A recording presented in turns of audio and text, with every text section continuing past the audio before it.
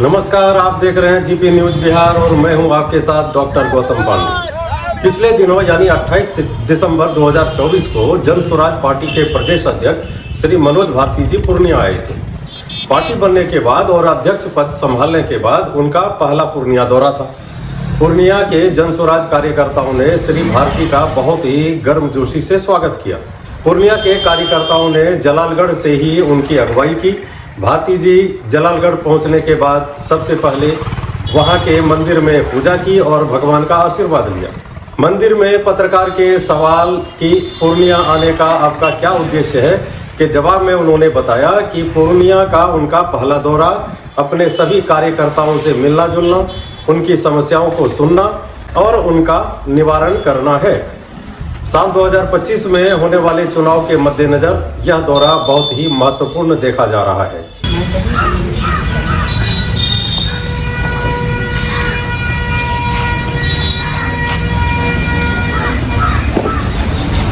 यहाँ पे थोड़ी शांति है, अगर कुछ पूछना है तो यहाँ पूछ लीजिए। भीड़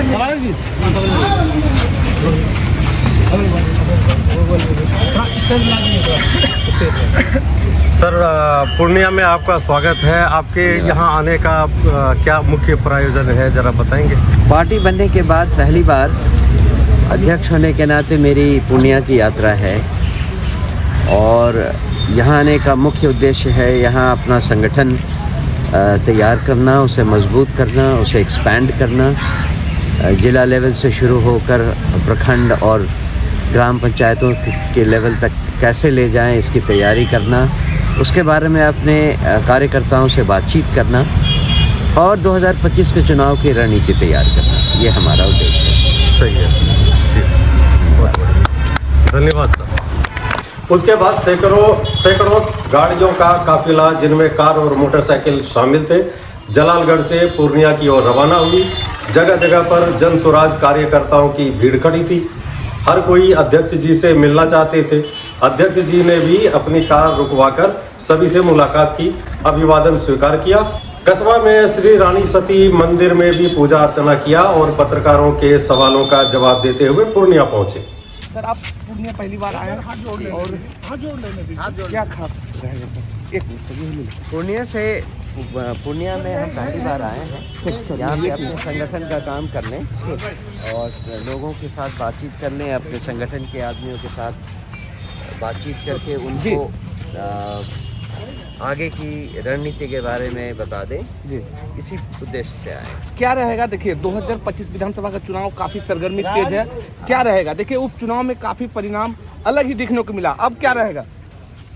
उपचुनाव से हम लोगों ने बहुत कुछ सीखा है जी। वो एक अच्छा टेस्टिंग ग्राउंड था जी, और उस सीख को ही अपने कार्यकर्ताओं के साथ साझा करने के लिए जी, उसके साथ उन कमियों को कैसे पूरी की जाए जी, इसकी स्ट्रैटेजी बनाने के लिए जी हम पूर्णिया आए हैं। इस बार क्या रहेगा सर पूर्णिया लोकसभा में? देखिए, 7 विधानसभा सीट है। इस बार क्या खास रहेगा पूर्णिया या सीमांचल के लिए? कुछ अलग प्रशांत किशोर का फोकस है क्या? हमारा जो ओवरऑल जन स्वराज का प्लान है जी, वो एक बहुत ही लॉजिकल सोचा समझा हुआ प्लान है जी, जिसके तहत जी समाज के हर वर्ग के बारे में जी एक स्पेसिफिक स्ट्रैटेजी बनाई गई है। हम बाकी दलों की तरह कोई नी जर्क रेवड़ियाँ नहीं बांटते हैं। तो हमारे यहाँ बच्चों के लिए भी प्रोग्राम है, युवाओं के रोज़गार के लिए प्रोग्राम है, वृद्धों के पेंशन के लिए प्रोग्राम है, महिलाओं के रोज़गार के लिए प्लान है और किसानों की बढ़ोतरी के लिए प्लान है, जो एक पूरा पिक्चर बनाता है समाज के अपलिफ्टमेंट के लिए। हम उस पर काम करेंगे और उसकी खासियत ये है कि जो तबका या जो एरिया जितना ज़्यादा पिछड़ा हो, उनमें ये प्लान उतने अच्छी तरह से, उतने विशाल रूप से इम्प्लीमेंट किया जाएगा। कहीं ऐसा तो नहीं कि देखिए, विधानसभा चुनाव आते आते कहीं महागठबंधन में अगर प्रशांत किशोर का अगर ऑफर दिया जाए तो महागठबंधन ऐसा नहीं तो शामिल हो जाएंगे? जो प्रण लिया गया है वो है बिहार को बदलने का, और हम जानते हैं कि किसी के साथ हाथ मिलाकर बिहार में जो व्यवस्था परिवर्तन का सवाल है वो नहीं हो सकता। इसीलिए कई बार खुले मन से ये कहा गया है कि व्यवस्था परिवर्तन के लिए जी हम किसी और के साथ हाथ मिलाने के लिए तैयार नहीं हैं। 275 बिहार विधानसभा सीट है, किसमें कितने उम्मीदवार है सीट उतारेंगे? 243 सीट हैं जी। और हम 243 सीटों पर ही चुनाव लड़ेंगे। कोई गठबंधन से कोई समझौता नहीं? किसी से कोई समझौता नहीं, या तो प्री पोल या पोस्ट पोल, कोई समझौता नहीं। अगर 25 में प्रशांत किशोर की मजबूती अगर दावेदारी रहा या फिर किसी गठबंधन से नहीं, अकेले दम पे सरकार बनाने की कोशिश की, तो बिहार के लिए प्रशांत किशोर का पहला एजेंडा क्या रहेगा या फिर सीमांचल के लिए अलग कुछ सोचेंगे? हमने उस सवाल का जवाब दे दिया है कि हमारा एजेंडा क्या है, लेकिन हम ये भी जानते हैं कि अगर हमारी सरकार जनता के सहायता से बनी तो 3 काम 1 महीने के अंदर हो जाएंगे। ये प्रशांत किशोर जी ने खुद भी कहा है, मैं उसे केवल दोहरा रहा हूँ। हर बच्चे को गांव लेवल तक हर बच्चे को मुफ्त अच्छी शिक्षा दी जाएगी। हर युवा को जो अगले छठ के बाद वापस बाहर कहीं जाकर रोज़गार नहीं करना चाहता है, उन सब के लिए बिहार में उनके घर के पास रोज़गार का प्रबंध करवाया जाएगा। और हर वृद्ध को, महिला और पुरुष, हर वृद्ध को जो 60 साल से ऊपर के उम्र के हैं, उनको 2000 रुपये हर मंथ, हर महीने वृद्धावस्था पेंशन मिलना शुरू हो जाएगा।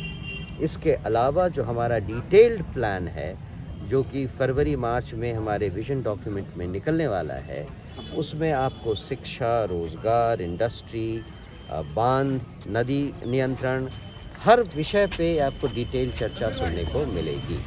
पूर्णिया में उन्होंने जिला से लेके प्रखंड स्तर के सभी उपस्थित अध्यक्षों से बात की और उनके द्वारा किए गए कार्य, प्रगति और समस्याओं के बारे में जानकारी ली। सभागार में उन्होंने जन स्वराज की बिहार विजन के बारे में बताया। साथ ही यह भी बताया कि क्यों पार्टी का एंथम इतनी शक्ति हमें देना दाता रखा गया है। हमारी पार्टी की सोच है कि किसी भी हाल में हमसे भूल से भी भूल ना हो, नहीं तो हमारी पार्टी और दूसरी पार्टी में क्या अंतर रह जाएगा। मैं अपनी बात आपको कुछ याद दिलाकर करना चाहता हूँ। आपने अभी हमारी पार्टी का जो प्रार्थना कह ले या एंथम कह ले उसे गाया। कभी आपने उसके शब्दों पर ध्यान दिया और कभी ये सोचा कि वो हमारी पार्टी की प्रार्थना या उसका एंथम क्यों बनाया गया है? इतनी शक्ति हमें देना दाता, मन का विश्वास कमजोर होना, हम चले नेक रास्ते पे हमसे भूल कर भी कोई भूल होना। क्यों हमने इसको अपना एंथम बनाया है? कभी आपने सोचा क्या है जो हम भगवान से प्रार्थना कर रहे हैं? इसके पीछे वो भावना है जो हम बिहार में बदलाव लाने के लिए रखते हैं। आप सब जानते हैं, आप सब जन स्वराजी हैं, आप सब जानते हैं कि पिछले 40-45 सालों में बिहार में वर्चुअली कोई प्रगति नहीं हुई है।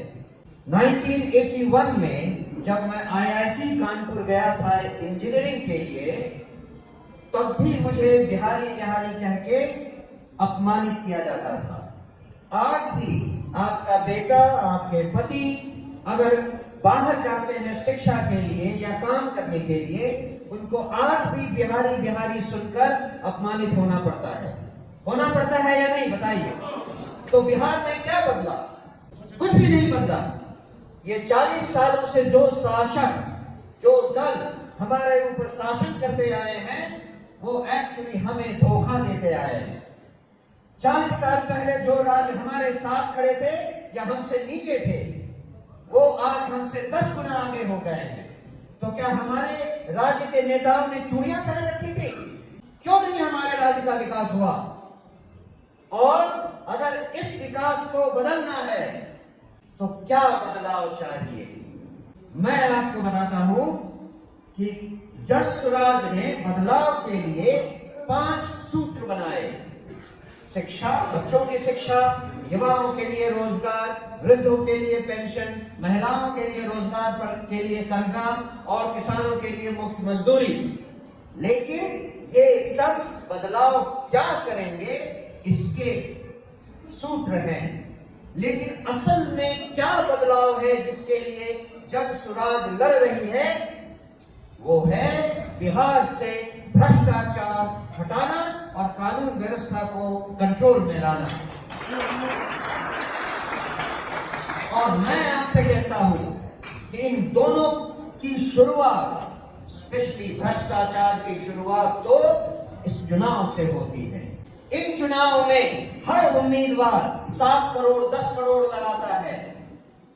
जो जीतता है विधायक बनता है, उसमें से कुछ मंत्री बनते हैं।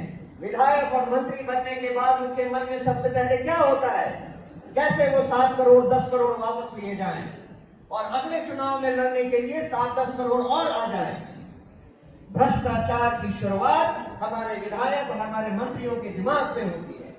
इसीलिए प्रशांत किशोर जी ने और जन सुराज पार्टी ने आपसे कहा है कि हम ऐसे उम्मीदवार ढूंढ रहे हैं जो निस्वार्थ भाव से, शुद्ध अंतःकरण से, जनता के बीच से आकर जनता के लिए काम करें।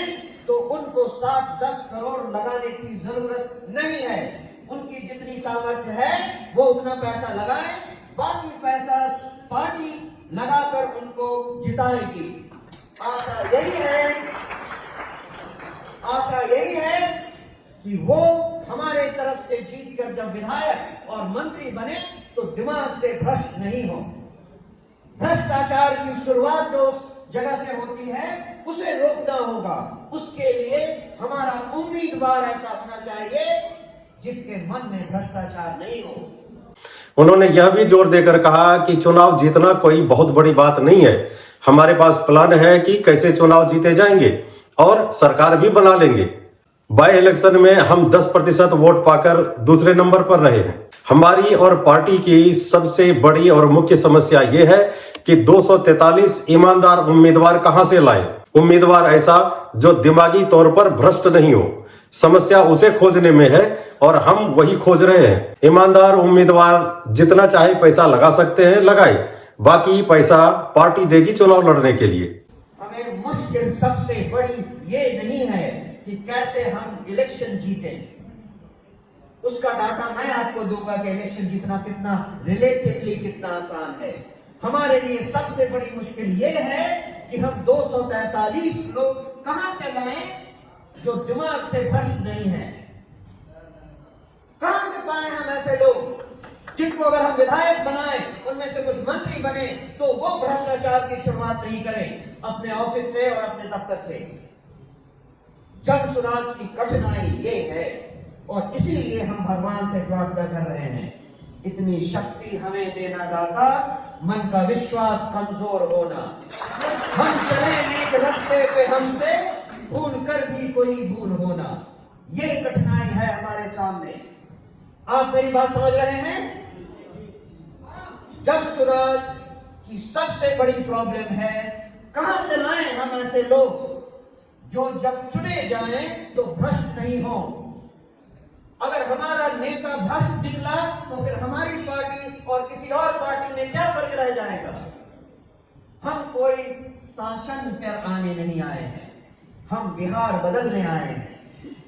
हम असली जश्न उस दिन मनाएंगे जिस दिन 2-3 साल बाद हम किसी गांव में जाएं या कोई गांव वाला हमसे मिलने आए और कहे, अपने मुंह से कहे कि साहब हम सरकारी दफ्तर गए थे हमारे दाखिल खारिज करने के लिए, बड़े आराम से काम हुआ, किसी ने 1 पैसा नहीं मांगा। कोई अपने मुंह से कहे कि हमको पुलिस स्टेशन जाके एक रपट लिखानी थी, बड़े आराम से हो गया, वहां का ऑफिसर अच्छा था, 1 पैसा नहीं देना पड़ा। जिस दिन हम आपके जनता के मुंह से ये सुनेंगे, उस दिन हम समझ जाएंगे कि बिहार को बदलने के रास्ते पर जब हम चले, उसमें पहला कदम हमने डाल दिया।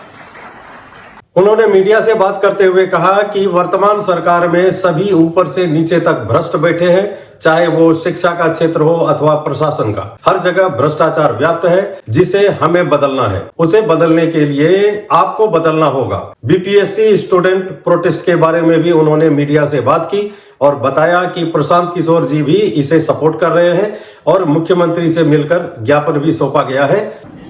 आपने जो सवाल किया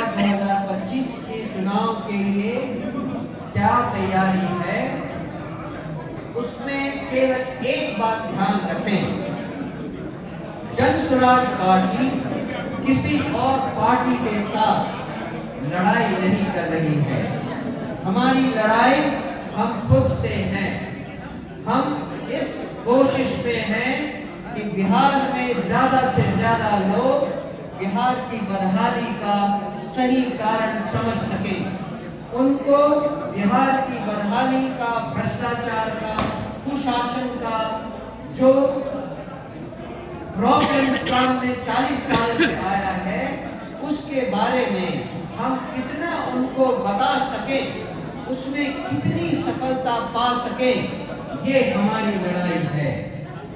अमित शाह का नाम आपने लिया, उनके साथ साथ बहुत सारे ऐसे लोग हैं जिन्हें डॉक्टर अंबेडकर के लाइफ एंड वर्क्स, उनकी जीवनी और उनके कामों के बारे में सही ज्ञान नहीं है। वो नहीं जानते हैं कि डॉक्टर अंबेडकर देश के एक बड़े तबके में किस रूप में जाने जाते हैं और पूजे जाते हैं। उन्हें सीखने की जरूरत है।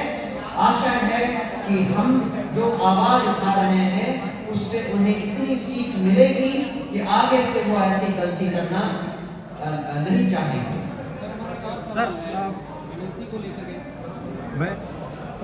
मैं doctor Gautam Pandey, GP news Bihar से। मेरा सवाल है, एक छोटा सा सवाल है कि शिक्षा, बेरोजगार और भ्रष्टाचार, इसकी बातें तो सभी पार्टियां करती हैं। आपकी पार्टी में ऐसा क्या नया है कि वोटर अपने पारंपरिक पार्टी को छोड़ के आपके पार्टी की तरफ कन्वर्ट हो जाए? आपने जो सवाल किया उसी में जवाब दी है। ऐसा क्या नया है? नई तो पार्टी ही है। आपके पास आप सब, आपकी जनता पिछले 40 सालों में ये सारे विकल्प ढूंढ चुकी है। किसी ने 15 साल आपके ऊपर राज किया, किसी ने 20 साल राज किया, लेकिन बिहार की स्थिति तो बदली नहीं। अगर आप अब भी उनके साथ जाना चाहें तो ये आपका दुर्भाग्य है। आप जिस विकल्प को ढूंढ रहे थे वो विकल्प अब आपके सामने है। ये एक नया विकल्प है, नई पार्टी है। एक मौका इसे भी तो देकर देखें। अब सबसे बड़ा सवाल यह है कि क्या ईमानदारी से कोई भी उम्मीदवार आज के समय में चुनाव लड़ने के लिए 8 से 10 करोड़ रुपए खर्च कर सकता है? अगर नहीं तो फिर जन स्वराज को 243 ईमानदार उम्मीदवार कहां से मिलेंगे और पार्टी इतना पैसा कहां से लाएगी? हालांकि एक जन स्वराजी वक्ता ने यह भी बताया कि प्रशांत किशोर की योजना है कि 2025 चुनाव से पहले पार्टी लगभग 2 करोड़ सदस्य बनाएगी और चुनाव लड़ने के लिए सभी से 100 रुपये लेगी, जिससे 200 करोड़ रुपये होंगे और उसी से चुनाव लड़ा जाएगा। आप इस बारे में क्या सोचते हैं? क्या जन स्वराज को इतना ईमानदार और पैसे वाला उम्मीदवार मिल पाएगा? अपनी राय हमें कमेंट बॉक्स में अवश्य दें। वीडियो को ज्यादा से ज्यादा शेयर करें और अगर अब तक आपने चैनल को सब्सक्राइब नहीं किया है तो अभी कर लें। धन्यवाद और मिलते हैं एक नई वीडियो के साथ।